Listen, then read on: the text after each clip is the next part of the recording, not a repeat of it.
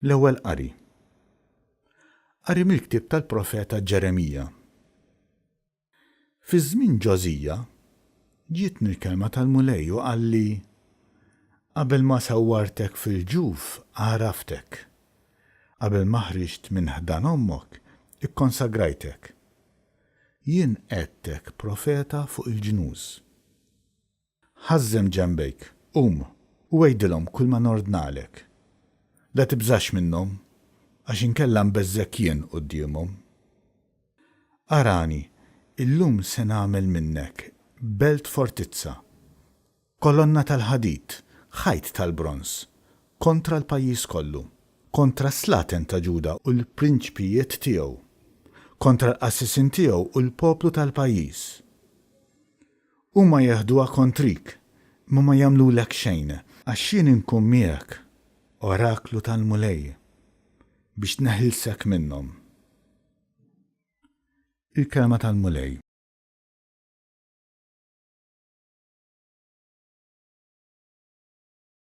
Sam responsorjali. Fommi xandar il-ġustizzja tiegħek. Fik Mulej jien nistken, ma jkolli qatt għax ninfixel. Għal-ġustizzja tiegħek salvani u ħarisni. Għatini widen u fittex eħlisni. Fommi xandar il-ġustizzja tiegħek. Kun sur ta' kenna lija. Int wett li tiġi dejjem is-salvani, għax blata u fortizza int għalija. Alla tiegħi, ħarisni minit il-ħażin. Fommi xandar il-ġustizzja tiegħek. Għax inti Sidi it-tama tiegħi. Mulej inti l-fiduċja tiegħi sa minn żożiti, fuqek serraħt sa minn twelidi, sa minn ġu fommi inti ħatni. Fommi xandar il-ġustizzja tiegħek. Fommi xandar il-ġustizzja tiegħek il-jum kollu l-emejjel tal-għajnuna tiegħek. U Alla sa minn żożiti int għallimtni, u jien sissa għadni xandar eġubijietek. Fommi xandar il-ġustizzja tiegħek.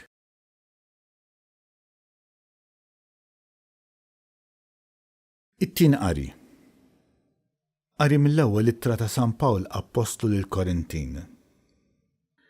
Ħuti, l-imħabba taf tistabar u tħemn. L-imħabba mhijiex għajjura. Ma tintefaħx biha nfisha.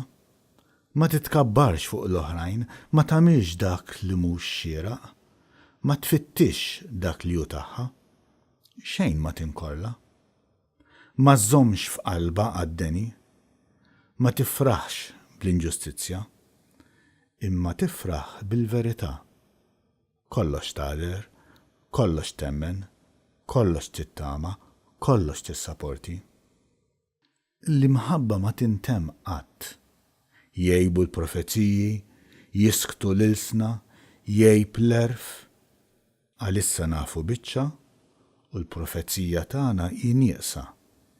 Imma meta jiffeċċ dak li hu sħiħ, jgħib dak li hu nieqes. Meta kont tarbija, kont nitkellem ta' tarbija, inħoss ta' tarbija, naħseb ta' tarbija. Meta sirt raġel, warrabt dak li hu ta' tarbija. Bħalissa naraw bħalli kieku f'mera. Imċajpar. Imma mbagħad naraw wiċċ imwiċċ. Issa naraf biċċa. Imbagħad naraf bħalma jien magħruf issa. Issa hawn fidi, tama u mħabba. It-tlieta jibqgħu. Il-kbira fosthom l-imħabba.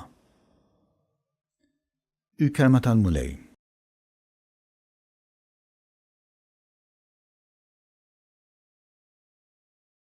Qari mill-Evanġelju skont San Luqa. F'dak iż-żmien Ġesu qal lin-nies fis-sinagoga: din il-kidba seħħet illum intom u tisimgħu. U l-koll laqgħu kliemu u staġbu għal kliem mimliħ l-ewwa li kien ħireġ minn fommu u bdew jgħidu: dan mhuwiex bin Ġuseppi. Iżdu qalilhom: Żgur li se tgħidu għalija dan il-proverbju, tabib, fejjaq lilek innifsek. Dak kollu li smajna li ġara f'Kafarnawm għamlu hawn f'pajjiżek ukoll. U żied jgħidilhom, tassew ngħidilkom, ebda profeta ma jilqgħu tajjeb f'pajjiżu.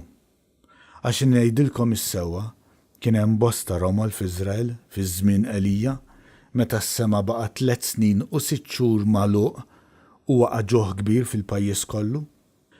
Madana kollu għand ħadd minnhom ma ntbagħat Elija imma għand waħda armla minn Sarefta ta' Sidon. U kien hemm bosta lebrużi f'Iżrael fi żmien il-profeta Eliżew, imma ħadd minnhom ma ġie mfejjaq ħlief Naaman tas-Sirja. Meta semgħu dan fis-sinagoga, kulħadd intela bil-korla. Qamu u ħarġuh il-barra mill-belt. Ħaduh fuq xifer tardum tal-olja li fuqha kienet mibnija l-belt tagħhom u riedu jixħtuh minn hemm fuq għal isfel. Iżdu għadda minn ġo nofshom u baqa' sejjer. Il-kelma tal-mulej.